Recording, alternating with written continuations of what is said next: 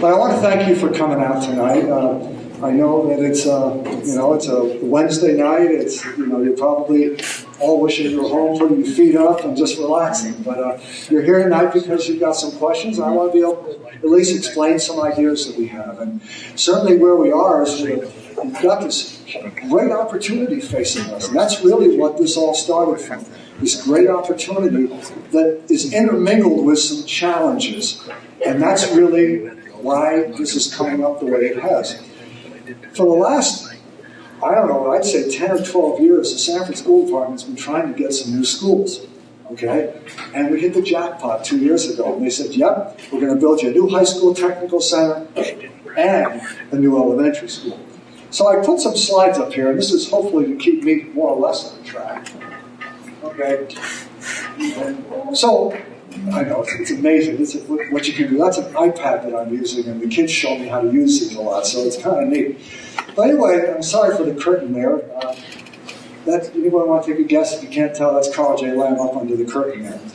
But anyway, we have this opportunity. Right now we happen to have 5 elementary schools to think about. Up on the top, I'm going to try to look at them.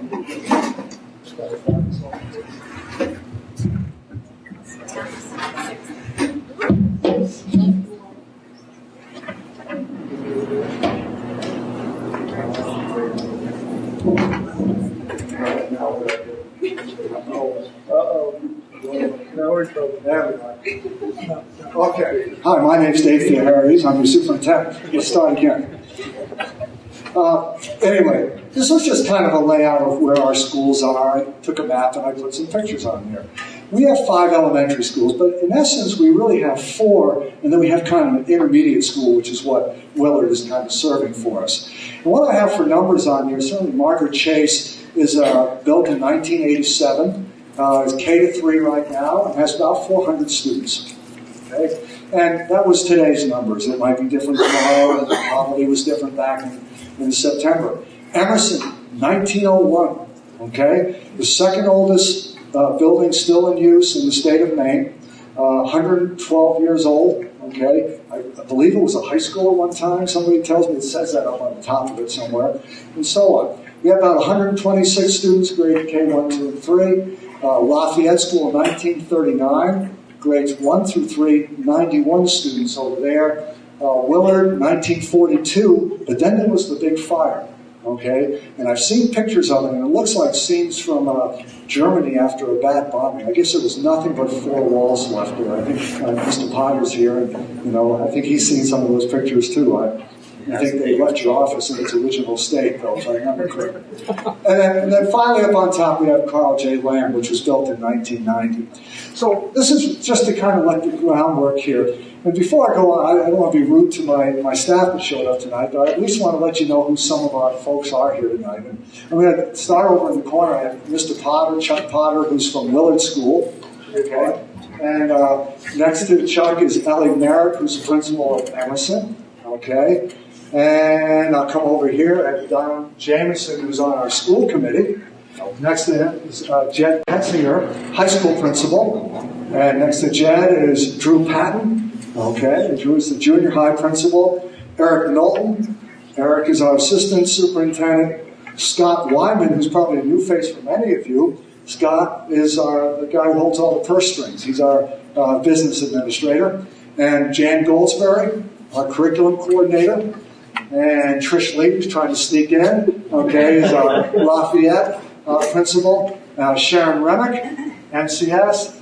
Deb Godrow, Carl J. Lamb, Marty Hess-Palmer, special education K-6, okay. Liz Dudgeon, I said, never mind, I won't embarrass her. Oh, Stacy, there she is. Stacy Bissell, my special ed director. And anybody else? Oh, there's Kathy and Steve. Okay, you guys blend in so well, okay. Kathy Davis, assistant at where are you, Willard? Okay. Steve Boussier, who's over there, who's our assistant at Carl J. Lamb, and Bernie Flynn, who's over at the central office as the curriculum coordinator for elementary. Ooh. And there's some teachers here too, but I won't embarrass you. Okay, there we go. All right, well anyway, so thank you all again for coming out tonight. I started by saying we're facing an opportunity, or we have an opportunity in front of us. And that's at the state of Maine, when they came and looked at the town of Sanford back then, we were still a town, we put an application. We said, we need some new schools. We put an application in for a high school technical center, for the Willard School, for the Lafayette School, and the Emerson School. 4 applications went in. All 4 of them were deemed as needy. All of them were. There were 54 or 5 applications in the state. All of ours were in 33 or below, I guess would be about where the ratings were. With the high school technical center being number 2 out of 53 or 4 applications in the state, it was deemed, yep, they've got to do that one. The one right behind it was Emerson.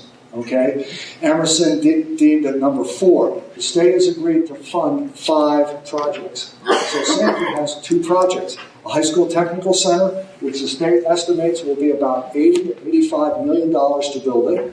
Okay, yeah. Okay, sorry. And then a elementary school, which could be up around $35 million to build a new elementary school. The state is very clear that they don't plan on building another 100-student school. It just doesn't make sense in their eyes. Lafayette, by the way, came in at number 11, I believe, is where that came in with the state, and Willard came in around 32 or 3, is that right? The state said, you've got some issues with your elementary schools. You really need to try to do some consolidating. You need to get them up to speed. You've got a school that's 112 years old. You had a school that until last year you didn't have sprinklers in it. You have two small elementary schools that don't have gymnasiums in them, and so on. So they said, you have some needs here, and we want to address that. Well, along the way, they said, but we also have to build a high school. So the question is, okay, we build a high school, and then we wait, and we build an elementary. Well, no, there's a master plan that has to be kind of looked at. And that's really what this whole thing got started with. On top of that, you've heard of the vision for 2015, it was originally called. We now call it the Vision Learning for Life. What we're really after there is how can we change the way we do business? And in a way, make it so that our students, when they come to school, get every opportunity. We provide an equal playing field for all of our students. We work more towards standards rather than just saying A, B's, and C's. We actually report back to you, this is what your child can do or can't do or needs to work on or is progressing towards it. And if your child is able to move faster, they can move faster. Or if they need more help, they can move a little, at their own pace. And that's so much of what it is. So we have that structure there saying, okay, how do we have schools that will really allow us to do that? Then we have, the whole situation with busing and then transitions. And I gotta admit that this is probably what a big part of it was. Let me see if the old iPad will let me slide it over now. So right now, those are supposed to be, I was trying to draw a stick figure of a little kid and it just didn't work. So you got smiley face, okay? So we have basically 4 options for students in Sanford, 4 pathways, if you will, on how you go to school. If you happen to live, maybe let's say a bubble around the Emerson area, right now you would go to kindergarten over at MCS, okay? From there, you would go to kindergarten MCS, as soon as the year's over, you would likely go to Emerson for grade 1, 2, and 3. And then when that's over, you would go over to Willard for 4, 5, and 6. I called it 3 transitions because you had kindergarten, you had Emerson, you had Willard, okay? So you could call it 2 and say everybody had to do kindergarten, whatever you want to do, but you can see that's why I took the color changes and so on. Now, if you happen to live closer to the MCS zone, if you want to call that, then you would go to MCS as a kindergartner. You'd be there grade 1, 2, and 3, and then you go to Willard for 4, 5, and 6. All right, so they've got a little better. They only have 2 transitions, okay? Now, if you live in the Lafayette region, you would go to Carl J. Lamb for kindergarten. But then after kindergarten there, we'd send you over to Lafayette for grades 1, 2, and 3, and then Willard for 4, 5, and 6. A very similar situation to what we do with MCS. And then if you happen to live around Carl J. Lamb, you get to stay there for 7 years. Okay? So, question, some people would say, well, is that a good thing? Well, what we know in research is the less transitions we can do for students, the better. Okay? And certainly that's part of our motivation. So there's a plan on how do I ease some of those transitions. Mr. Noble will tell you the call that he gets usually in August. is, well, wait a second. My kiddo was in kindergarten at MCS. I don't necessarily want them going to Emerson. I really like MCS. Mrs. Remick's very nice. We'd like to stay there. And, you know, we try, and what we do is we run out of room. And, you know, and somebody else will say, well, you know, I'd like my kiddo to be able to go to College A. Lamb. It's a brand new school. It's our newest school, by the way. It's 23 years old, I think. Okay? But it is our newest school. It has it has a cafeteria, it has a stage, a big gym, and so on. I want my kiddo to go there because it's a better school. Okay? But I also have parents say, but I'd like my kiddo to go to Lafayette. It's a nice tiny school there, and everybody knows everybody. It's right, nice little neighborhood school and so on. I don't care that it doesn't have a gym. It's okay. Okay? And the same thing with Emerson. I mean, what we have are two small schools that really allow us an opportunity to have this nice neighborhood school. One of the things that we've also found is that we don't maximize some of the use of our schools. My Lafayette school is terribly underutilized. I think it's 91 students at that school right now, and I could easily have 130, okay? But I don't have it there, okay? Emerson, I have a few more people there, okay? It could even have a little bit more, but then I'm running into the problem that it's 112 years old, okay? So there's the problem that we've been looking at. So one of the things we started to say was, okay, what would be some of the reasons we want to change? So we started to have a master plan. This will keep you all busy looking up there for a while. And I'll try to read down through it. We knew we had to prepare for an elementary construction project. We know the state has got in their mind that there's going to be some sort of consolidation between Emerson, Lafayette, and likely Willard. They're likely going to try to say, what could we do for a new school for that? All right, so keep that in the back of your mind. When do we do it? Do we wait until they finish the high school project and say, okay, now let's think about the elementary project? Well, it's not rocket science. There's a couple options that may happen here with the high school. One is they may renovate the school and go up and build a couple extra stories, knock down some trees. Who knows? Whatever. They might renovate that. If they do that, then guess what? I think they'll probably the state will build a new elementary school somewhere. That's an option. If they don't do that, and they say, we're going to build a new high school across the street somehow, or wherever they decide to put it, then what will happen to this school? And that has to be part of that master plan. It doesn't necessarily mean that this school would become a high school, an elementary school. It might become a junior high school, or it might become whatever. But that's part of the thinking that has to go into it, because if I just say start building a high school, you know, we've got to think about this part down the road. One of the goals that we've been after is, would it be possible to actually have 3 K-5 schools? And I'll explain more about that. So that, think of College A. Lamb right now as K-6. Think of it just as a K-5. Imagine if I had 3 sites across town, one in the south, one in the north, and how about one right in the middle? Because right now, as you know, College A. Lamb is at one extreme, and we don't have any walkers there. For some reason, and I don't know what the history is, but when it was built, it was not really designed to have students walk there. Is that right? I'm looking at some people nodding. Okay? There's not even sidewalks that go to all of it. Okay? MCS, much more walkable school, but a fairly small school in many ways, of about 450, I guess, if we squeeze in, you know, somehow. You know that at MCS, because of the space, we've already got portable there. The state doesn't like portables. So the state's saying, well, what do we do with MCS? And they don't want 100-student schools, so there's not going to replace Emerson Lafayette the way it is. So the state has in their mind, we need to build a big elementary school. And that's what they're doing nowadays. The most recent one would be up in the Bonnie Eagle District. What's that trying to go through? Buckton, right? Okay. Big, huge school that they built there. It's beautiful. My wife's sister was a librarian there for a while. I got a tour. It's amazing. So we're after, can we do that? The other thing that Drew Patton, our middle school or junior high principal, came to us, he said, you know, when you only have students for 2 years, you never really get to know them.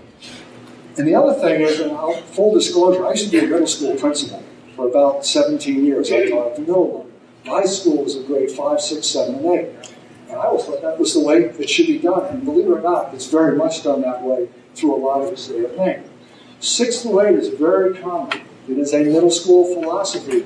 One of the things that we learned a long time ago is it's wrong to think of the junior high school as a junior high school. These are not high school students that are small. Okay, these are students that aren't elementary anymore, and they're not high school students. They're in transition. They're in those middle grade years. And consequently, you know, we do business different at the junior high than we do it at elementary, but it isn't like the high school either. It is some sort, it's a transition period. And Mr. Patton made a case with the school committee about how important it is that we create that middle school environment. That's the goal. Down the road on that too, we wanted to equalize the transitions. We've talked about that. Some have 2, some have 3.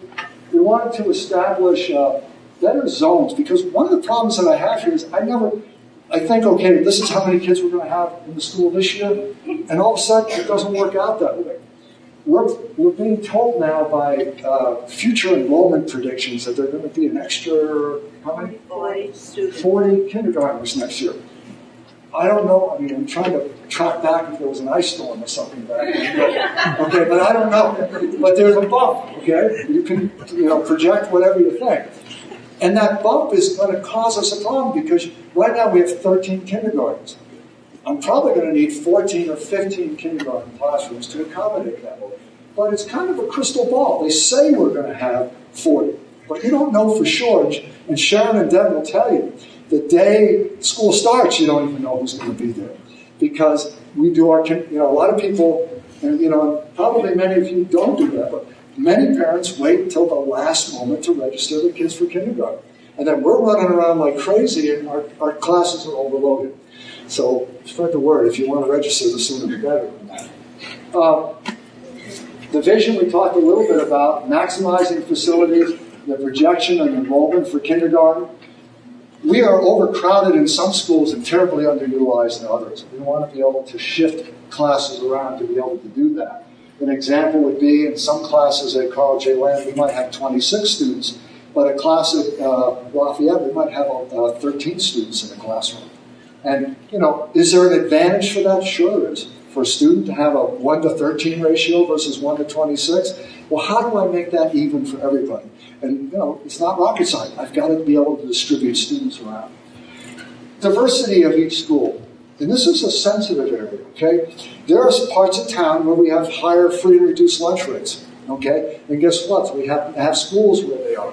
So we tend to have a school where there's a very high free and reduced lunch rate and another school with a much lower one. And consequently, what I'm after is their ability to mix our students more so that it's not like, well, you come from this part of town, or you come from that part of town. It's basically an equal playing field for everybody. We talked about more time to get to know students, and that's in all grades. I mean, even at one of the nice parts when I talked to Deb, she said, I've known this kid since kindergarten. He's in 6th grade now. For 7 years, I know this kid. I know the mother. I know the brother. I know everything about this kid. Sometimes I think when they're in 6th grade, she says, I can't wait for them to move on. But, not really. Okay. But we also know that when you get to the top of the totem pole, that's a tough year. I mean, we know that 8th graders are ready for high school around now. We know the 6th graders are ready for junior high around now. It's part of the way it goes. And finally is the special ed services.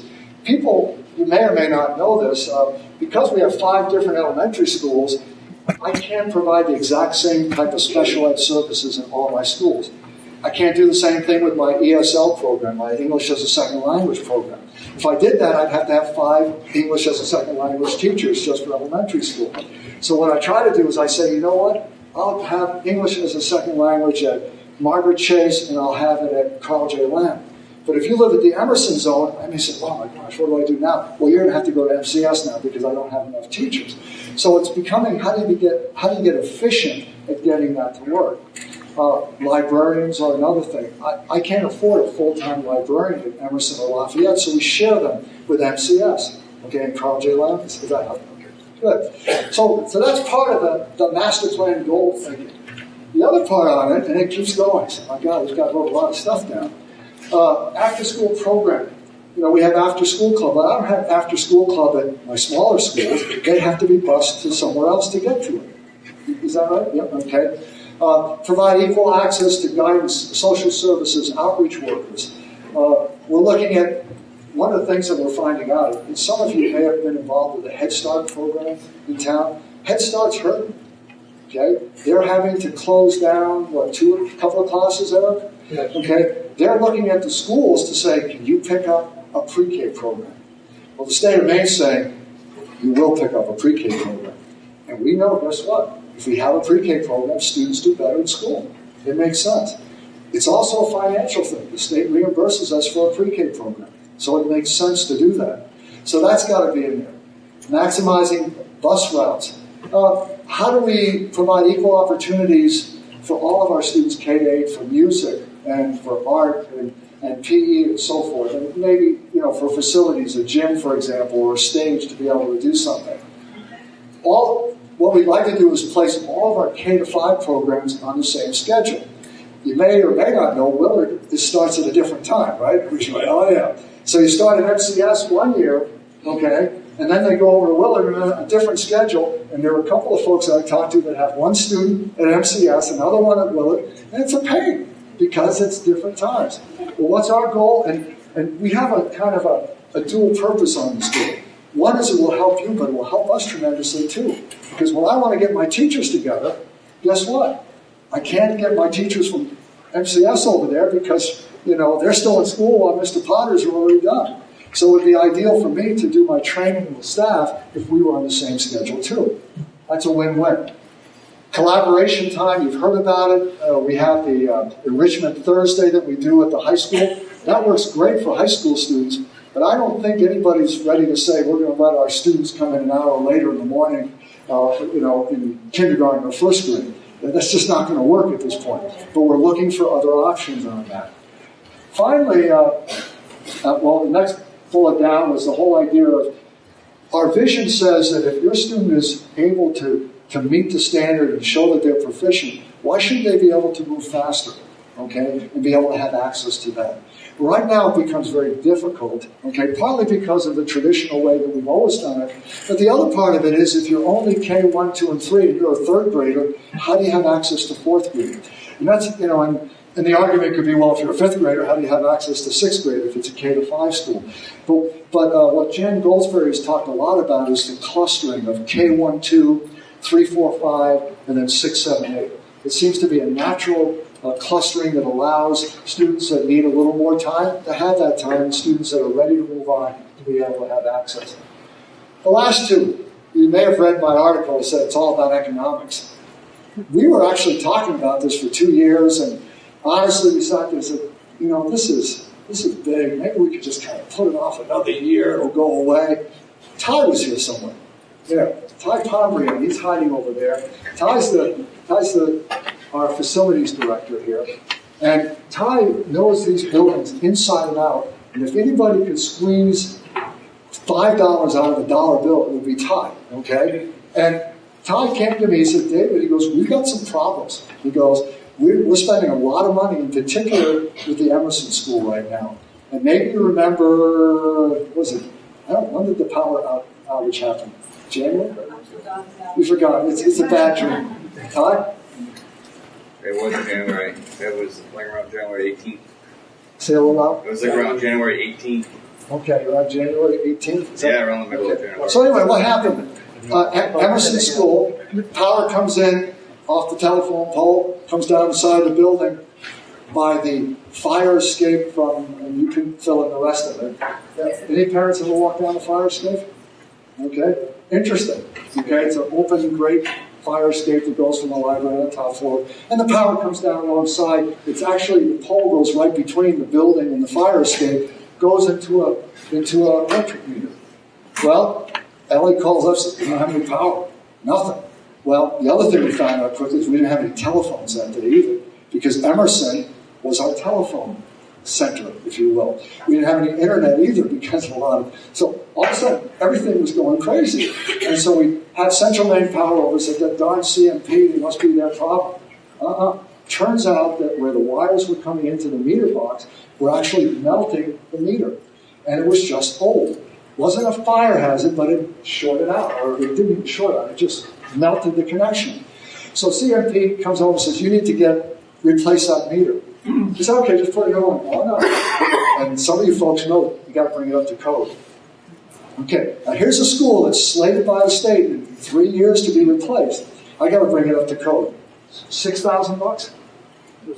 About 6,000? Okay, I'm seeing time. To replace it. Because it's not just the box, because now I have to put a bigger box in. I have to put a bigger pole that runs up. Well, in order to put the bigger pole in there, I've got to do something with the fire escape. And it's just like bang, bang, bang, it all started to happen. And Ty looked at me and said, David, he goes, when are we going to make that decision? And I'm not putting the blame on Ty. He says, we have to put a new roof on Emerson School. We don't have a choice. We have to put a new roof on it. It's leaking. We don't have to do the whole roof at once, but we've got to do it over the next 3 to 4 years. And I believe total was about $250,000. We have in our budget right now $68,000 just for the front part of Emerson that faces towards Domino Pizza, that area, that front section. I asked him, I said, how could it cost so much for a roof? Okay, well, I guess it's because it's 3 stories high and all the staging and all that stuff that has to go on there. And there's a lot of squares of shingles that have to go up there. So that's the first year payment. Other part with Emerson School, which people may or may not know, is we have to put different windows on the first floor that you can open. They're kind of like a side opening window type. There's a fire escape window. Not a huge expense, but approximate? Around $18,000, $20,000. Yeah, $18,000 to $20,000 for those windows.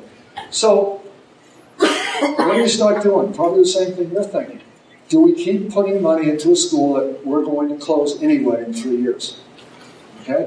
And that becomes kind of a sad part. That's part of the history here in town. Yeah, I've had people call me and say, I went to high school there. You know, and they're old people that are telling me that. So it's been a long time that they went to high school there. There are some issues there. It's still a wonderful school, marvelous staff, and so on. But we have that issue. So finally, what I wrote down there is there a way to save on some of the expenses? So we started talking about a master plan. So we created a middle school. We actually created grade 6 through 8 middle school. And we do that by moving all of our grade 6 students eventually to the junior high. I'll clarify that in a moment. We established 3 pre-K to 5 schools, a North School, a South School, and a Central School. We consolidate Emerson, Lafayette, and Willard into this new school. We provide a larger facility for Sanford Junior High School through either an addition or moving or something like that. We provide a continuum of guidance, special ed, and special curriculum areas like art, phys ed, and music, and all. Equal opportunity for all of our students throughout town. We establish the pre-K program, and hopefully we start to realize some efficiencies and savings, some cost savings. And so it became this, right? 3 smiley faces again. We now have an MCS that goes kindergarten 1 through 5. Okay, that's the eventual goal. We have kindergarten 1 through 5 at the new school, and we have kindergarten 1 through 5 at the Carl J. Lang School. Okay, that's the eventual goal. But the question is, how do we do that without that new school? It's not built yet. And then the other question is, do I say, let's leave things as they are and have to absorb the cost of about $250,000 plus for the other school? So what's coming down, what my administrators are telling me is we need to look at, is there some way to absorb the population of Emerson into one of our schools? So what was the proposal? This is the one you've heard about. We talked about, well, we need 6 classrooms for Emerson. That's how many classes are there. Where can I find 6 classrooms? Well, guess what? I have 6 classrooms at the junior high school right now. Okay? All in favor of moving grades 1, 2, and 3 to the junior high? That didn't work. Okay? So where could I put them? Well, the long-range plan is 6th grade with 7 and 8. So take the 6th grade from Millard, put them over at 7 and 8 with the junior high school. I've now taken, guess what? Chuck has 6 6th grades over there. Take the 6th grades over there, put them at the junior high, and now have 6 rooms available at Willard. I now have a 1 through 5 school. Not K to 5 yet, but I'm sure getting a lot closer. Not complete middle school yet, but I'm sure getting a lot closer. Okay? So that's what that's about. Willard now is on the late schedule. Okay? So that means MCS and Willard now have the same schedule every day. Hooray for that one. May not seem like a big deal, but try to line up babysitters sometimes, right? We now establish, this is a new one, maybe you didn't hear about this. We established a kindergarten program at Lafayette so that I eliminate some of the transitions. It's a temporary thing. So we actually have 2 kindergartens, 2 firsts, 2 seconds, 2 thirds at Lafayette. Student can start there and go K1, 2, 3. I don't have to say you start at CJL for 1 year, then you go to Lafayette. Okay? It's traumatic for some of the students. I've actually had parents have notes from doctors saying, this is too emotionally upsetting for my child to have them switch schools. But yet, I don't have enough room at College A&M School. I've got to better utilize the Lafayette School. Finally, it goes down to close Emerson School and mitigate the cost, move Willard, grade 6 special ed to junior high, provide opportunities, and that's our abbreviation for student-centered performance-based learning. That's what we sometimes talk about, our standard-based learning, our vision that we're moving forward. Fully utilize our exploratory staff. We actually have some staff that could do more work. This sounds terrible. My staff may be throwing rocks at me at this. But because of some enrollment shift from 1 year to another, I have an art teacher. Well, if I have all of a sudden 1 class less, in a particular grade, do I then tell the art teacher stay home for 1/5 of the day? Well, I can't. I still have that art teacher, so how can we better utilize that? We don't offer art with a teacher in kindergarten. We would love to be able to do that someday. Our teachers do a great job teaching it, but we don't actually have an art teacher that comes in and does that. Going down, allow opportunities for our staff to transfer.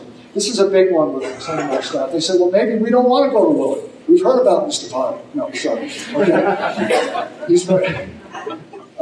No, but some staff say, here's an opportunity. We're going to be putting in an extra kindergarten at Lafayette. Could I transfer to that? And because we're at least anticipating 1 new kindergarten class next year, plus taking 1 kindergarten from probably College A&M over there too. And finally, the whole Head Start program with the pre-K program. All right. So, this is what it looks like in between. It's not clean. I wish it could be clean. So what happens still? Some kids who are going to go to MCS in kindergarten still have to make that transition because I can't fit a kindergarten in at Willard. If I could, we would have done it. And it's not completely out of the question, but I've got this big bubble of kindergartens coming through. If all of a sudden we had a decrease of 40 or 50 students, we could theoretically do that. Okay? So that's what the STAR means. So we have kindergartners go to MCS, and they would actually go MCS kindergarten 1, 2, 3 like they always did, and 4 and 5 only at Willard. Is it perfect? No. Is it getting closer to K to? Maybe. It's not perfect. Some of those kindergartners are going to go to Willard now instead of going to Emerson like they would have done before, because Emerson's closed. Okay, they've got to go somewhere. So instead of going from MCS kindergarten to Emerson for 1, 2, 3 to Willard for 4, 5, 6, now it would be just one transition, MCS to Willard. And they would stay there now for 5 years at Willard. Lafayette, well, it's actually better there now. They go in kindergarten, 1, 2, 3, then they go to Willard for 4, 5. Still not perfect. College A&M stays as it is for now. Okay? Ideally, we would love to bring the 6th grade down. I don't have enough room in the junior high. I barely have enough room. We could squeeze them in, right? You're willing to give up your office for a classroom, right? I think that's how we... So that's really what the plan was. And so when I go from here, I say, what's phase 2? Well, phase 2 is to finally get that plan to work. Could we turn around, if they built a new high school somewhere else, could this school become a junior high school for grades 6, 7, and 8? Just the front part of it. Possibility. Could this become an elementary school? It could. It could be either or of that. Could you turn around and establish this new K-5 school somewhere in the center of town? And I look at it so that our elementary students could walk to school. You know what? Even though I have a lot of high school students that walk, try driving around this campus. Look at the number of cars that are here. Okay? For some reason, if you're a high school student, you've got to drive. It's the thing to do. We established a pre-K program. We equally distribute classes all across town to have consistent class sizes. We moved the junior high to some sort of a larger facility. We added an addition. We know we could get all the 6th grades at the junior high to put a portable behind the junior high that had 4 classrooms. I hate portables. I'm sorry. It's time that Sanford, Maine doesn't have to look like a trailer park. We're going to get there. But somewhere between now and when the buildings are done, we've got to get away. And Sharon's shaking her head because she needs a portable back there. But I don't want to put another one in. I'm tired, that's part of it. And so there it is. I think that's my last slide. And, oh, that's my picture because I was so excited that I was able to make this picture. That now we have the Carl J. Lamb School that could be K-5. We have Margaret Chase, it could be 400, depending on the state may say, let's build an addition on to Margaret Chase. And then that new central school, could it be up to 675 or 700 students? That sounds big. That's what they built in Buxton. It was a 750 student school, I believe is what it was. What is it? Built for 800. 800 in Buxton. That's the state's model now. Sounds scary, but if you've been at Carl J. Lamb doesn't feel like a big school because of the way they developed the pods. And that's how you make that so it doesn't seem like this huge environment. You actually have small schools within it. So that's really, the goal where I hope we are in 4 or 5 years from now. And I'm the here. Okay. So, questions that you might have, concerns, boy, I wish we could do this, or, why aren't you doing this? And if you don't, you're afraid to talk because there's cameras on you, you can certainly talk to me later. This is more just because I just really need your input on it.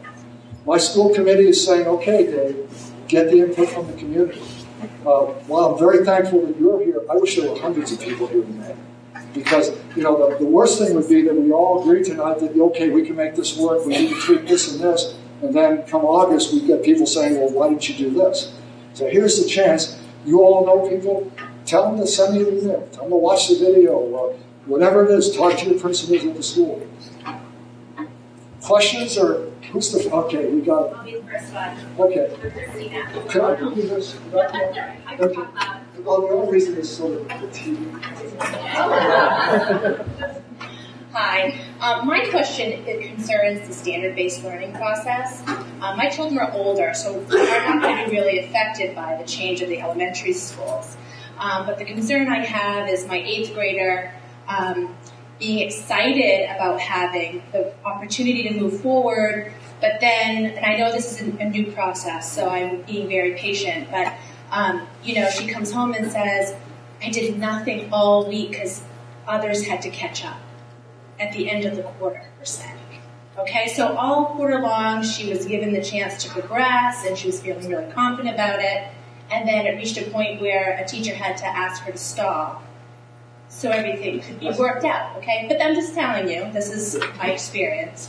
So I'm hoping that's just a kink, I hope so. and then it will continue. Right.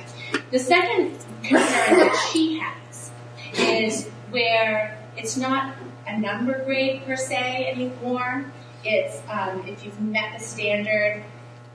She's concerned about what that means for her future, GPA-wise, college-wise, how the college is going to be able to differentiate between me and the student next to me, where I got 15 out of 15 correct, they got 12 out of 15 correct, but we both have the same score.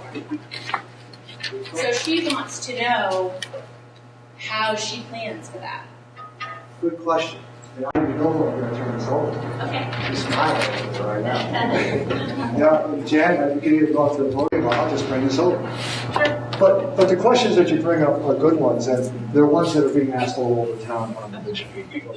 They are. We plan to do a communications campaign and informational meetings like this around the change of building configurations about the very things you're asking. So we're sort of mixing oranges and apples right now because we're talking about standards-based education, but that's important because that's the educational system we are moving to. We are in a process where having our teachers go through a lot of professional development right now, and our staff is in all different places. And until everybody is through at least the three levels of training and has classroom visits and been coached and have opportunities to really become proficient themselves in standards-based instruction, there are going to be some bumps in the road, like you were talking about. So that is temporary. That is meant to be temporary. And in some buildings are further ahead than others. So we are making progress. We're not there yet. So that's number one. Number two, around the grading and reporting, the school committee is just beginning those discussions right now. They are beginning to take a look at what the implications are for moving to standards-based grading. We do know that there's a group in Maine called the Great Schools Partnership, and it's a partnership of high schools. And all high schools are going to be facing the same issue that your daughter is asking about, because transcripts may look different. They don't have to, but they may. It depends on each local school board's decision. So what this Great Schools Partnership has done has been to go to the universities and community colleges throughout New England and ask them to endorse a proficiency-based diploma. And we are starting to see letters of endorsement rolling in from colleges and universities saying that they fully support a standards-based education and a standards-based transcript. Most students will be disadvantaged if they show up with a standards-based transcript. So we're seeing more and more colleges saying, sure, go to that system, because that means students will be better prepared by the time they come to us. And we will not disadvantage your students if your transcript looks different. So that's the best I can give you right now. But we will be doing further forums in the future about this, and we'd love to have more questions from you. Is there a follow-up on that, or are you? Well, I mean, it's kind of a wait and see. Yeah. And I feel like it's unfortunate that I have to go, my children, at the age they are, have to be that transition, test. Because I don't want them to be... They shouldn't have to suffer through the transition. Yeah, right. And to, honestly, if you were to call the principal of the school and say, look, I have a concern about that the teacher is making my student, my child, wait for everybody else, I don't think you'd find any of your administrators here endorsing that. And let's be clear, that's an isolated incident. I don't want to make it sound all right. But certainly that's not what we want to do. But, right. Okay, the other one that's interesting is that the concept of, I always have a hard time saying standard or proficiency grade. It really isn't.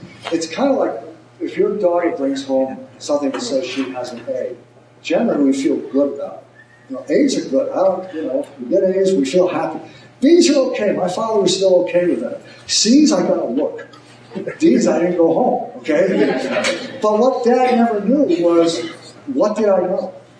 Okay? He knew I was taking algebra, and I got an A in algebra. Okay? So he was psyched. He said, he's a smart kid. He got an A in algebra, just like his father. Okay? And that would be the kind of attitude that would come there. But when I got a C, Dad would just give me the look and say, work harder. But it didn't tell Dad anything about what I knew or didn't know or anything. And I think that's where the confusion comes about. The ABC kind of almost ranks almost how hard you were working, but it doesn't tell you anything about what you know. And what I'm hoping with some of the proficiency as a parent, you're going to get this report, and it's going to say, yep, they can do this and this and this, but they can't do this, or they're getting there, they're working on it. And then as a parent, you can say, you have more information. Whether or not the ABCs go away is another story. I think that's part of the conversation that the school committee is looking at. Could you report proficiency and also rank them on how hard they're working? That may be what happens, and they talk about that as, I think the jargon is dual currency or dual program. But, when my daughter went to school and she got an A, I'd say, okay, she must know everything. But did she really?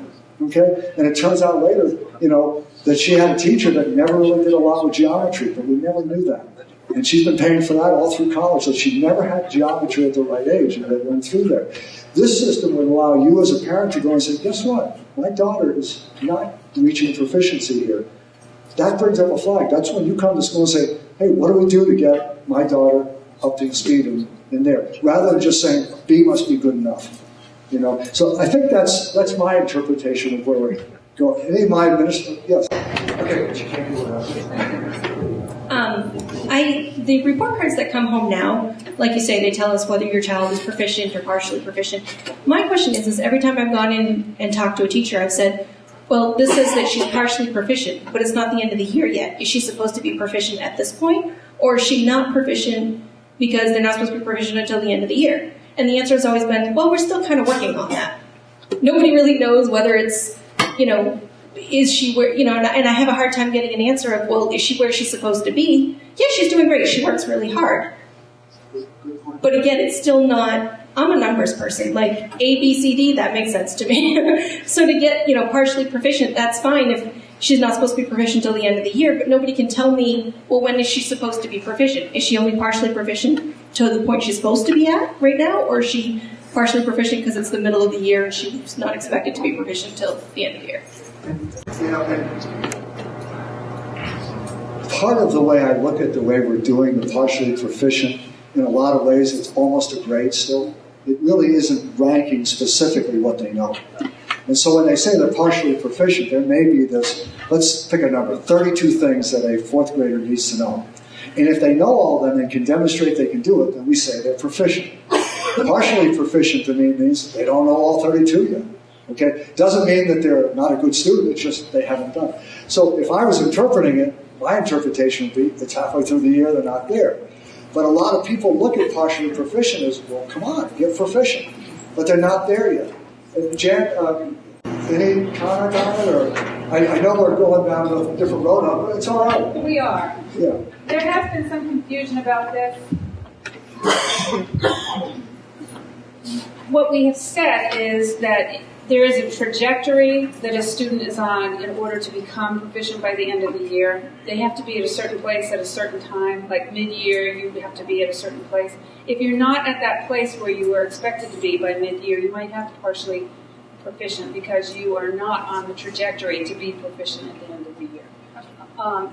Again, that needs to be, from what you're saying, it is clear to me that we need to clarify that for our teachers so that everybody is thinking of it in the same way. Actually, I'm very happy you're asking these questions because it's certainly setting the stage for another forum that we need to have. Yeah. And I mean, my staff, they're working very hard. Tons of training on this. Staff members are here that will nod and say, yes, it's professional development, we're trying, but it's a new way of thinking. And whereas before, I've had parents say that it would be a lot easier if you just said my child had a B. I feel good about that. It's okay, you know. And then there was a child that got the D, and parents say, well, even that would be okay because it at least tells me that I need to kick them a little bit. But it never really got specific on what they needed to know. And I think that's really what we're after. On the state level, the state's saying, here are the 100. I don't want to say 180,000, but here are the 120 things that a high school student needs to have shown that they can do. It's a lot more than that, okay? And, but because what schools all over the country are getting criticized for is that we're graduating students that supposedly don't know how to do things. And so what we're saying is they need to be proficient in these areas in order to graduate. Well, that's going to be interesting for some of your children because eventually, technically, you know, there will be a proficiency-based diploma. And it's not that just because you went to school for 4 years, you get out of high school and get a diploma. It's no, prove to us that you can do this. Not a bad idea, but is the transition going to be a little rough? I bet you. Okay? And somewhere in the middle in there, we're going to build a school. Okay, so it'll be interesting. Other questions, either on either topic or about the school, restructuring? Good. All right, we broke the ice. Let me come over here. I'm just going to have you do this so people. So if we go forward with what you have proposed for phase one, I'll have children at MCS, Willard, and junior high next year. So I guess I have concerns about each of those phases, but let me start with my oldest. He's a 5th grader at Willard right now, so he will most likely be coming to the junior high. When will we know who the 6th grade teachers will be?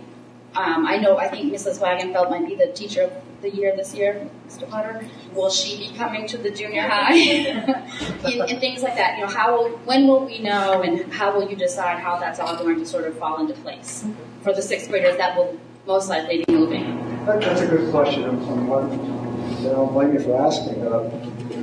I'd like to be able to, the number one question for my staff is, when are we going to know? Right. Okay? Because they have those same concerns. When will I know if I'm at this school or that school? We're hoping, the goal has been, and I think Tammy has quoted me before saying mid-March we would come up with some sort of a decision. We're doing this now to gather as much information as we can from you folks to be able to go back to the school committee and say, okay, this is what we found out are some of the obstacles and the challenges. As far as what's going to happen, theoretically, in a very simple world, the 6th grade teachers from Willard School would come over. But I also want to give the teachers that option if they want to do something different and want to say, I'd like to stay in 4th grade as an opening. Why not let people do that? because I don't want to force that. But do I think that all 6 might come over? I think that's probably fairly feasible. I don't know. I'm looking at Chuck. Yeah, kind of, sort of. But the difference is, remember I talked about that there's a difference between elementary school and high school. There's that zone in the middle. I don't think what Mr. Patton and the staff at the junior high are trying to do is to make 6th grade be an elementary school within the junior high. Okay? I think what you're going to see Drew do, and it's exciting when you see it, is really address what the needs are of those 6th graders right now. And he has a different setup. I mean, he's not departmentalized completely like the high school, but he's also not one teacher has the kids all day. And what we see is perhaps happening in the 6th grade is some sort of teaming going on with teachers, which is what they're doing now. It may not be to the extent that we have with 8th graders. It may be a little less for 6th graders. A lot of integration of subjects, a lot of project-based types of things going on there. What we see is, for kids who go through that, that's very exciting. The question I haven't heard from anybody is, what about my kid who's a 6th grader over at College A. Lamb? They don't get that, okay? And that is part of the issue, okay? Drew told me, he goes, Dave, I'll squeeze them in somewhere. I don't know if that's the best solution right now, okay? It might be a year from now, but Drew's never had 6th grade at the junior high. His teachers have never worked with that. I want to give that some time to do it, and that's part of that faith. If we could get through next year, who knows? There's possibility I may have a portable freeing up at the high school. Do I bring a portable behind the junior high? That's one way to do it. Not ideal, but again, I'm hoping by the year, I don't know, Scott, I'm looking at Scott, give me a number. 4 years from now, we're moving into a new school. Working with the state of Maine right now, I was all black-haired last week. Okay. But working with the state of Maine drives me crazy because they're dealing with an administration in Augusta right now that's very challenging to work with, and I'll keep it that way. That's going to go on the air, isn't it? Okay, thank you. Okay, but it is. What I didn't talk about, let me tell you about the poor us syndrome.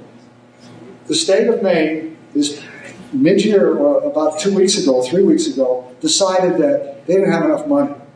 Well, the town of Sanford gets about 62 cents for every dollar that we spend on education from the state of Maine. So if we have a $100,000 budget, we get $62,000 from the state of Maine. Well, we actually have a $30 million budget to round it off.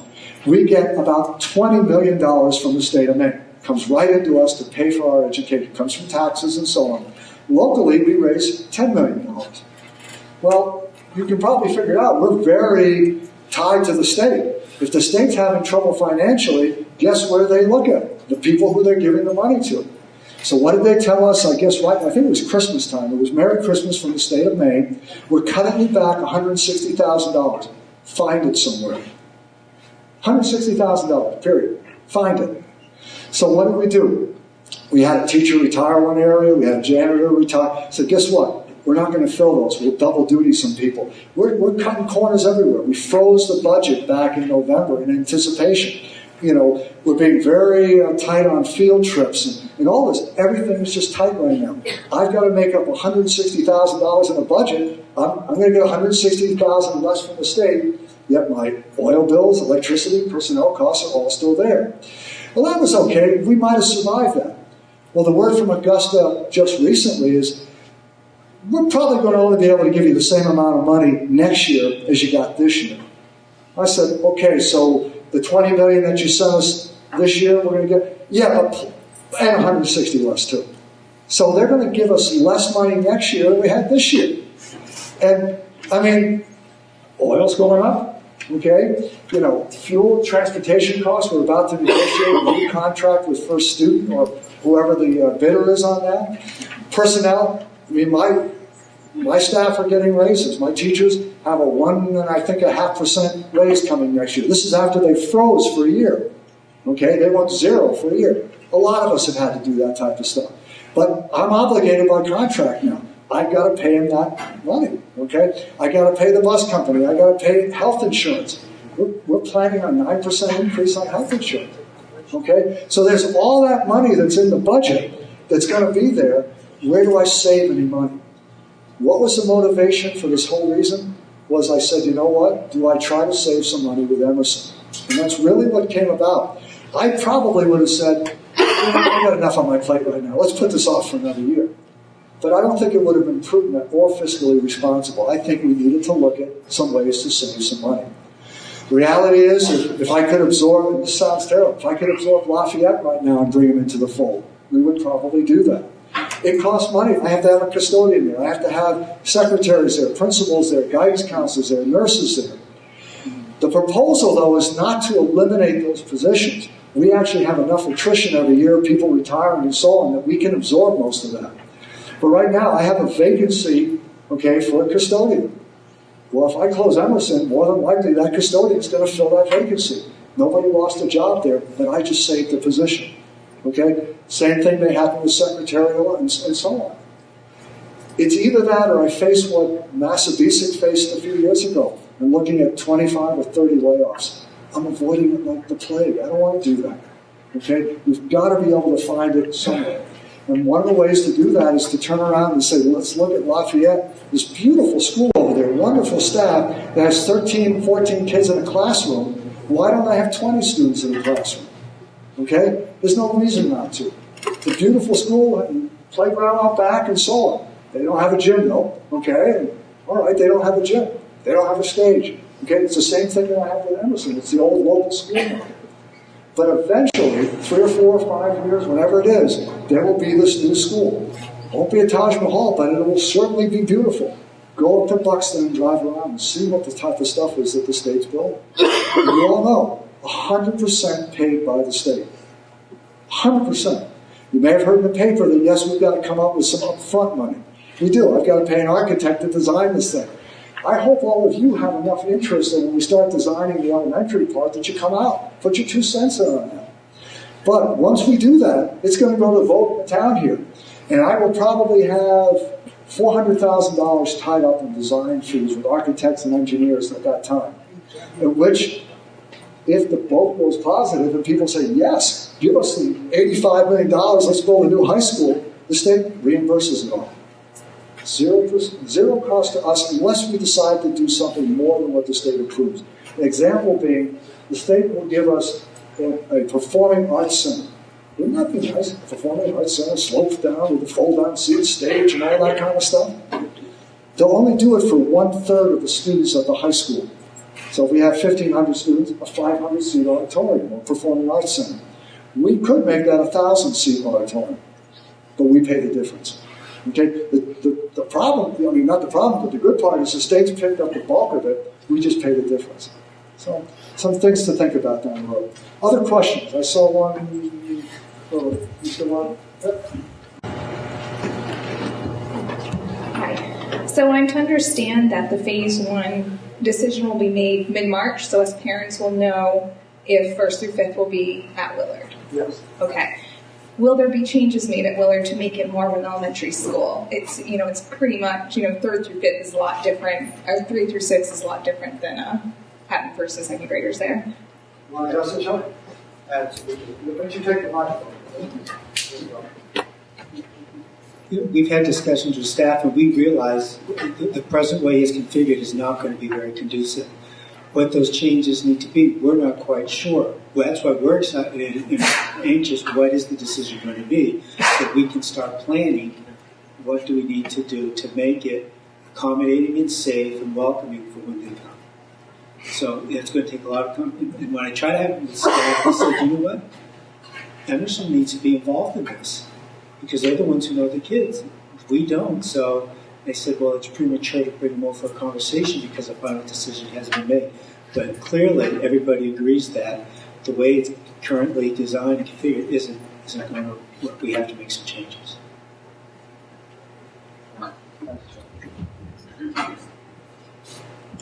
One of the challenges we learned from fire marshals, and we happen to have a great fire marshal in town here who knows the stuff, and he's always thinking about the best interest of students. Turns out, and Eric will correct me, for K-1s, they have to have their own exit from a building, okay? Which is kind of interesting. You think about having kindergartners, you wouldn't want 6th graders plowing them down, okay? And at Carl J. Lamb, they actually have exits out the rooms there. what we've looked at Willard is we can actually put some of the first graders right on that main hallway by the library, and they could use the front entrance. So that's been some of the discussions. We've just started looking at how do we comply with that. I would anticipate that, there's going to be a lot of discussion on that and adjustments as we go. The thing that I wish is I wish this was a final solution, we could get it working. We're just band-aiding it until the new facility is done. So it's not going to be perfect. Ideally, I would have a kindergarten over there too. The problem is now, remember that Chuck is actually feeding from 2 different schools right now. It'll be Lafayette and Emerson now, right? But if Emerson's over there, it'll still be Lafayette and MCS sending it over there. Ideally, in that future model, there would be just 3 schools. The kids would start K, go right to 5. Right now, it's a hybrid, mess in some ways too. Okay. Other questions? Be brave. Oh, there she is. That's all right. I didn't get to go jogging tonight, so I get to do it here.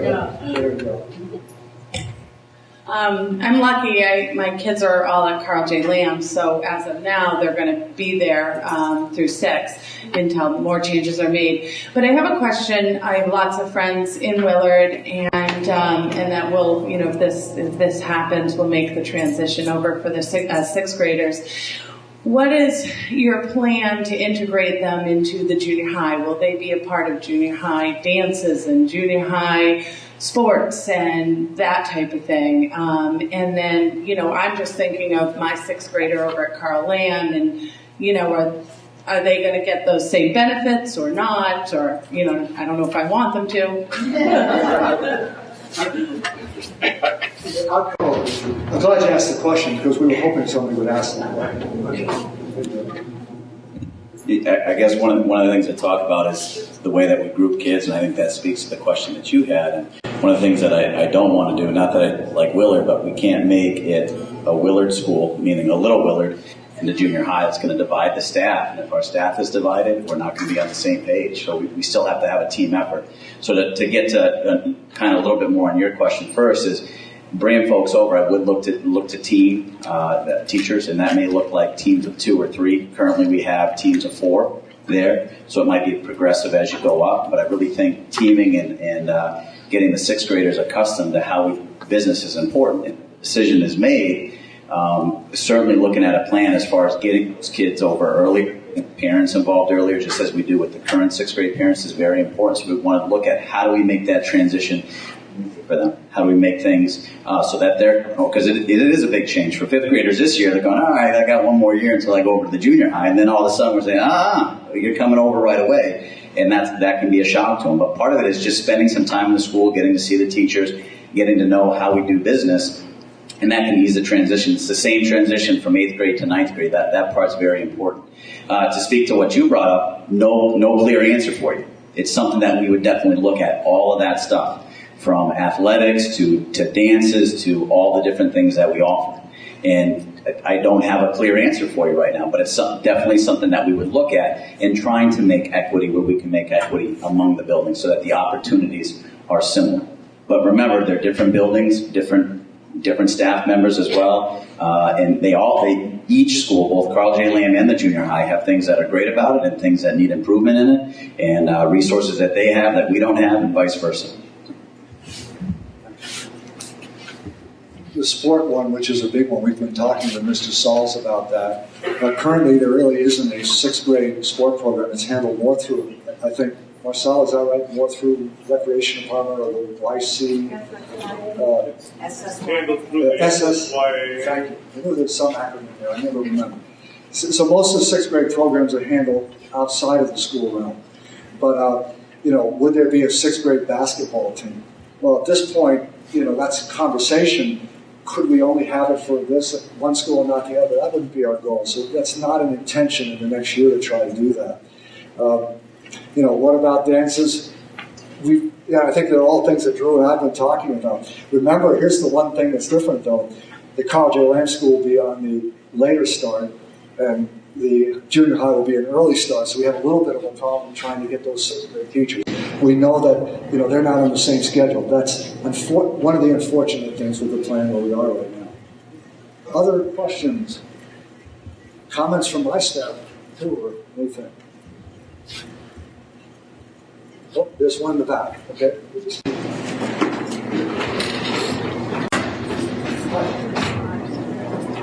Talking about, I have a fifth grader that will be going into sixth. I also have a third grader going into fourth. I don't, personally, I don't think it's a benefit to throw my soon-to-be sixth grader into a junior high school. I'm really not happy about it at all. It's bad enough now that my fifth grader rides the high school bus and the things he experiences on the high school bus as it is. So the time is no big deal. He has to get up early anyway.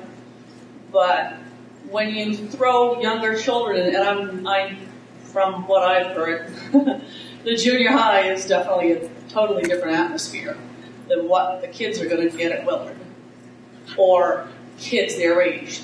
They're being thrown in with older children that, whatever you want to call it, low man on the totem pole gets treated differently at a school.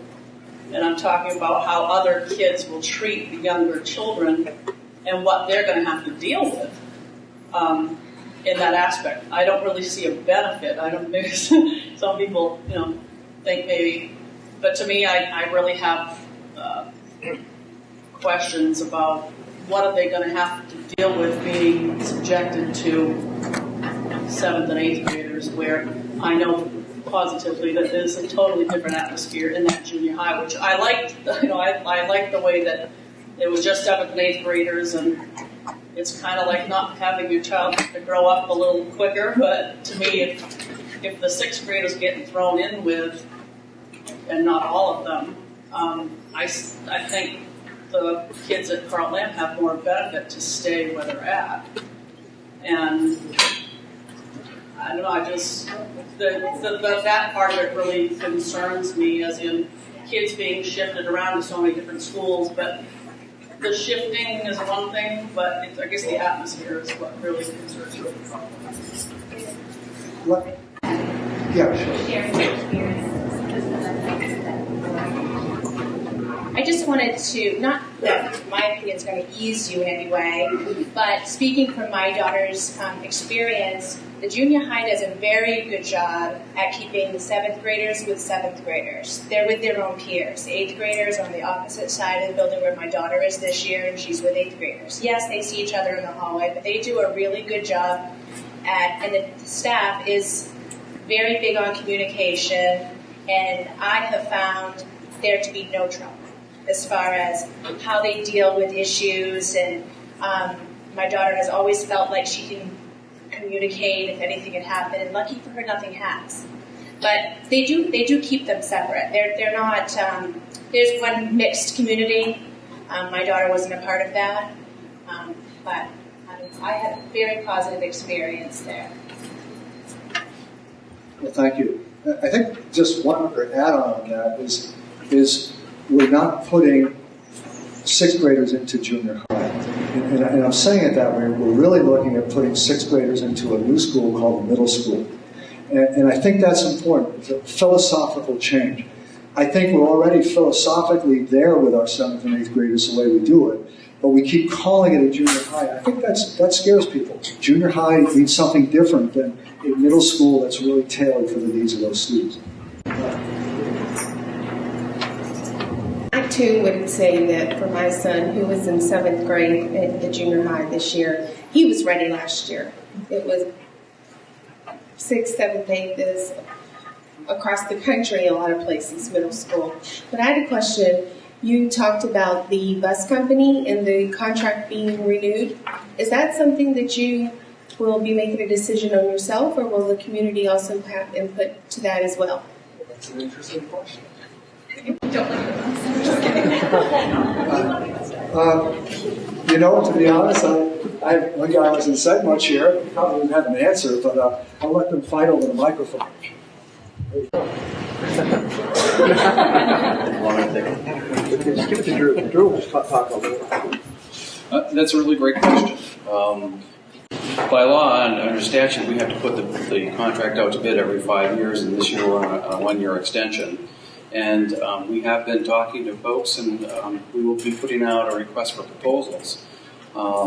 Typically, I'm not sure if we have a lot of public input on that, but we're perfectly happy to take more and have more people involved because I think it's better decision making. And it's not, for me, it's not just about the dollar, the bottom dollar and the lowest quote. It's can they provide the service? And we're also going to be asking in our proposal that we have additional services because we have, I think, a significant increase in daytime services for students who are going to do outside learning opportunities outside the building. We have our SRTC students who are actually working on work sites throughout town.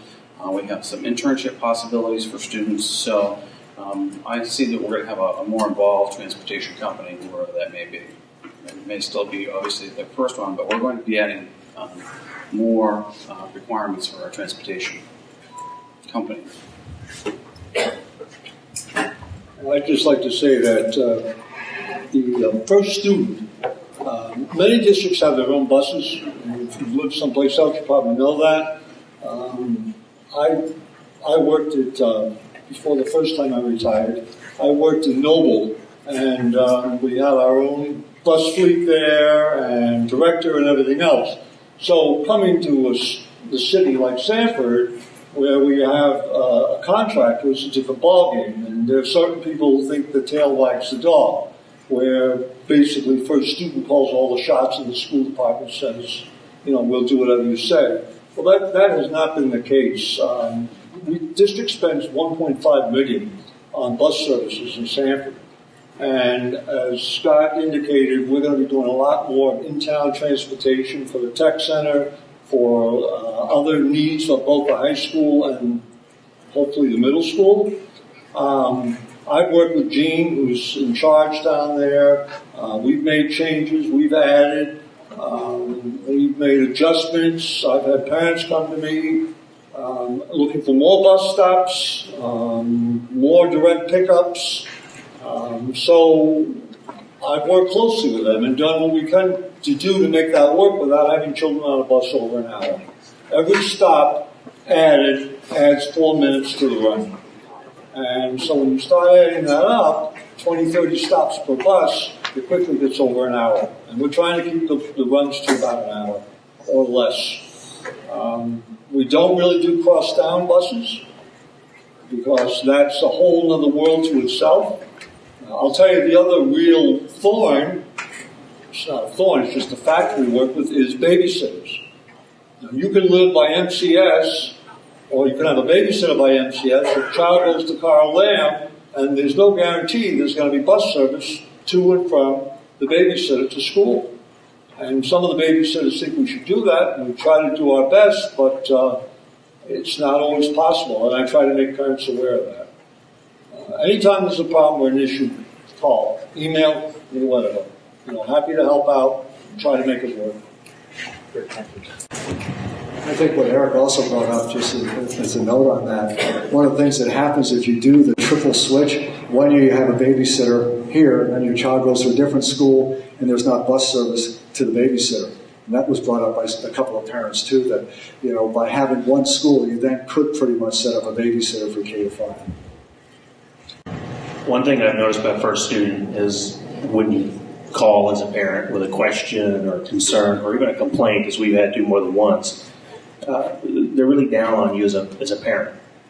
So when you are looking, one of the things you probably want to look at is what are their customer service rankings. Is there any way to tell how they are with parents and with dealing with conflict? So there's been a time or two where we've had to go straight to the principal of the school in order to get it resolved, and it's not good. I appreciate you saying. And what I'm hearing from you is, it would make sense, and I think if there are specific issues like that, to certainly contact Mr. Wyman or Mr. Knowlton and let them know about that. I have no problem. Neither do they, of contacting the company and saying this is unacceptable. We pay them, as Eric told you, $1.5 million for the services they provide. They shouldn't be treating anybody rudely. Okay? Yes, ma'am.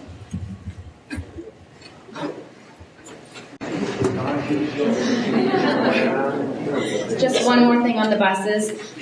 If you're looking for a little more input, I'm involved with a couple of the parent-teacher groups in town. And I know when we are trying to pay for field trips for different grade levels to go places, one of the biggest expenses that we find is to bus the kids to wherever they're going. So if that's something that you could work out with another company, or if first student wants to kick in some help with the field trip issue, that would be fantastic. One other quick thing. I know we're in a budget freeze. I know we're closing Emerson. Willard's absorbing a lot of change.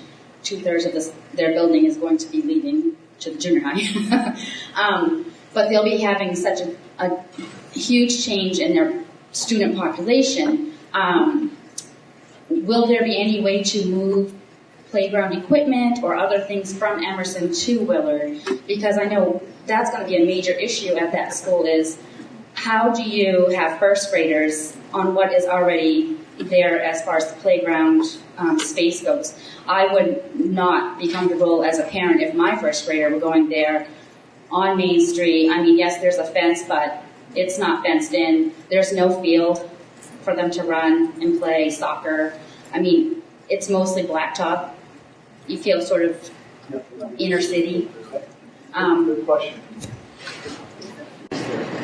Well, and definitely one that we've talked about. Okay. My initial thing was, can't we just dig the stuff up from Emerson and bring it over there? And what I heard from Ellie was, no, it's too old. Okay, I think a lot of pressure treated, is that what it is? Well, no, a lot of it's actual metal. Metal, okay. But the goal would be, we would try to create some sort of a playground. We've talked about, I think, the other side of the front of the school, of fencing that off over there. We know that there are going to be associated expenses with that. As far as, you have to get, I call it younger elementary equipment, and that's what we've been trying to do. Again, not a perfect solution because we're in limbo right now. We're not at that final place there. I think the other thing is, that Chuck has brought up, is all these are questions that we're probably going to get from the Emerson staff saying, what about this? Somebody said, well, what about the furniture? Well, we're probably going to bring the furniture with us, so the little chairs will be there. But then you think about, well, what about water fountains? Well, somebody mentioned toilets, but they said, do we do anything different at home for little kids? And I said, well, we have steps, and that was what somebody suggested. Because I was originally saying, oh, yeah, we get these little toilets. They said, but we don't do that at home. So how do the kids survive? So, yeah, but you're right. There's all those different types of things that are kicking in on that. The other thing on the buses with field trips, we're looking for field trips, what they call extended learning opportunities, which we do for our high school students, a lot of service learning. What's that? The Tech Center has a big one. When we have, for example, students in their CNA program here, they need to go out and do work in town. We have to pay for those buses. So we're looking for some sort of a package deal with whoever the bidder is on that. So we're hoping for it. I'm still willing for any other questions for the good of the order, and if not, I'd be more than willing to talk to people afterwards. I think my staff will be here too if you'd like to. Come on, one more before you go home. I have a question. Oh, there we go. Yes, sir.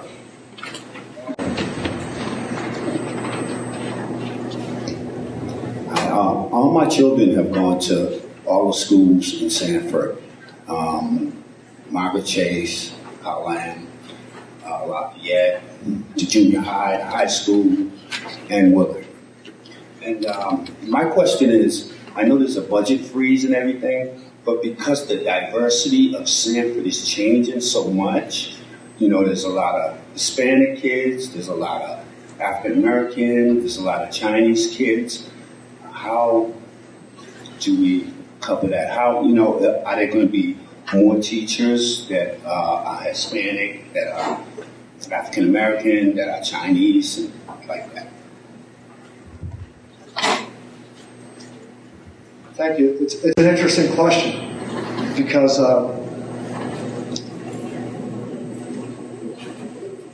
if we were to look at a profile of Sanford, it's pretty homogeneous. Okay, I'll say it's a pretty much a white Anglo-Saxon town. That's what it is. Is it most of Maine? Sanford happens to have a fairly large population in English as a second language. But what's interesting, unlike Lewiston, Auburn, where there's a lot of Somalians and so on, we have many second generation, even third generation Vietnamese and Cambodians that have come here.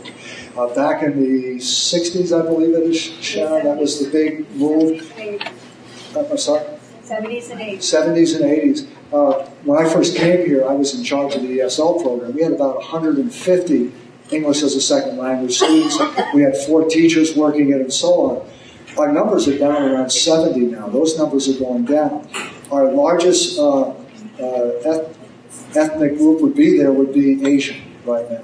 Okay, certainly Hispanics is actually minimal. It's less, I think, less than 1%. The same thing with African American, less than 1%. But what the bigger question comes up is, can you hire somebody specifically, say someone Asian, to work with Cambodians? And you can't. Okay, just like I couldn't say, only Asians need apply. I can't do that. What I have to do is go with someone with the credentials to be able to do the job. Okay, but certainly what our English as a second language staff does, especially we've had students that, and it's a terrible expression, right off the boat. Immigrated right in from China, for example, that don't speak any English at all. Okay, sometimes what we have to do is actually hire an interpreter to come in there and work with them. And often it might be, if it's a Cambodian student, it might be someone of Cambodian descent that would be working with them. But unlike Portland, where I believe the last time I checked, 42 to 40, how many? 57 different languages. 57 different languages at the middle school alone, I think, in Portland. I tell people, go ahead, you think life's bad here, go up to Portland. Let me know how you 57 different languages. We're pretty lucky in that respect. I hope that helps a little bit. Yes, ma'am. I'll come back so people can hear you.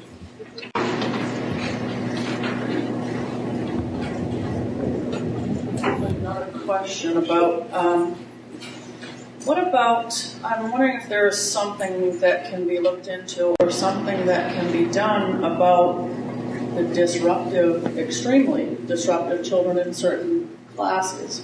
I know that they try to divide children up evenly to help the teachers, I'm sure, but my 3rd grade student, I think his education has suffered this year because of particularly 1 or 2 extremely disruptive children that end up sitting in the office every single day. And I'm just wondering if something can be done. Because I know everybody's entitled to an education, but when because of 1 or 2 students in a class, all the others are suffering, or many of the others are suffering because there's 1 or 2 children in the class, and it's hard for the teacher. And I'm sure that my 3rd grader's teacher is extremely frustrated this year because of it takes time away from what should be being done in class to have to deal with all the issues that are being brought up. I don't think you'd find a teacher here that would disagree with you. Okay, I think it's an unfortunate situation. Is it different in Sanford versus any other place? Probably not. Have we, this whole timer, have we seen an increase in that? I believe we have. Okay. Have we seen more lawsuits coming down from parents saying my kids have a right to this education and so on? Yeah, we're seeing more of that. Are we seeing parents basically giving up their responsibilities and raising their children and saying, I can't do anything with them, you do something with them at school? Yes, more and more of that. The fact that you're here tonight is generally an endorsement to me that you care about your kids and their future. A lot of times those, the parents that really need to be coming out and learning how to be better parents, we don't get them. Okay? And I know if I was looking at Marty and Stacy, they would say, yeah, we're frustrated with it too. Your principals are frustrated with it too. We do have that obligation, as you said. We have to educate everybody. Okay? Are we tough on it? Sure we are. Okay? One of the things that Stacy Bissell did for us at the high school level, which was a huge saving, was we created an alternative school. You may or may not know about it. We call it the Bridge School. It's down in South Sanford. It's a school where we used to take some of the disruptive high school and even upper junior high school students, and we would send them out of district to behavioral types of schools. All at the cost of, Marty, $80,000 a piece maybe? Okay, Stacy loves. Yeah. So $80,000 a piece to send these kids out of district, and we were sending 20 of them out. Do the math. So my special ed department turned around and said, we could do this here. We could do this right here. So we found a building down in South Sanford. We reallocated the funds that we were sending out of town. And you know what? We have an extremely successful program going there now. Partly because now those kids aren't being bused all over the place. It costs us a fortune to bus kids to Portland. Okay? Instead, now we have it right in town. We're providing direct services to those students. Is that expanding? It's in the works. We're thinking, can we move this into other grades? That's one of the areas we're looking at. Why wait till it's all high school, though? I mean, is there something that can be done with the younger grades for the children? As I said, this is the first year we've done the other one. We wanted to see if it would work. Okay, right now, those extremely disruptive students, many of them are sent at local taxpayer expense out of district. Yeah. Any other comments, Marty, you want to add to it? I didn't think so. Okay. Anything else from me? Mr. Wood? I know your voice is loud, but you will be on that. I have a concern with regards to, and this is a hypothetical situation, and we all deal with these issues all the time. You have 2, perhaps 3 religious schools that are now located in Sanford.